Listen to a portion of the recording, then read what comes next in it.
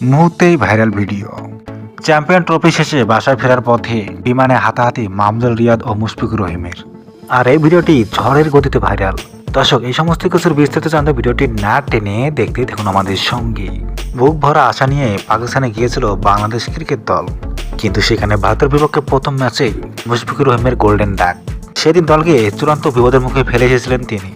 এরপর নিউজিল্যান্ডের বিপক্ষেও ইনিংসে তখন 26তম ওভার চলছিল, আর সেদিনও ক্যাচ আউটের মুখে পড়েন এই মুশফিকুর রহিম। এরপর মাহমুদুল রিয়াদ ভারতের একাদশে না থাকলেও কিউদের বিপক্ষে ইনিংসের হাল ধরার সুযোগ পেয়েছিলেন, কিন্তু 24তম ওভারে এসে ডাউনটা উইকেটে মারতে গিয়ে তার মধ্যেই ক্যাচ আউট হন। আর সিনিয়র ক্রিকেটারদের এমন আউট দেখে কোনোভাবে মেনে নিতে পারছিল না প্রধান কোচ হেল সিমন্স। তিনি বাংলাদেশ দলকে অনেক চরমভাবে অপমানও করেছেন। আর এদিকে তো দেশে ফেরার সময় ফ্লাইটে মুশফিক ও মাহমুদুলের মধ্যে হাতাহাতি হয়েছে, যে ঘটনাটি রীতিমতো ভাইরাল হয়ে পড়েছে সোশ্যাল মিডিয়ায়। তো দর্শক, মুশফিক ও মাহমুদুলের এমন ঘটনা কি আপনি কিভাবে দেখছেন তা জানাবেন অবশ্যই আমাদের কমেন্ট বক্সে।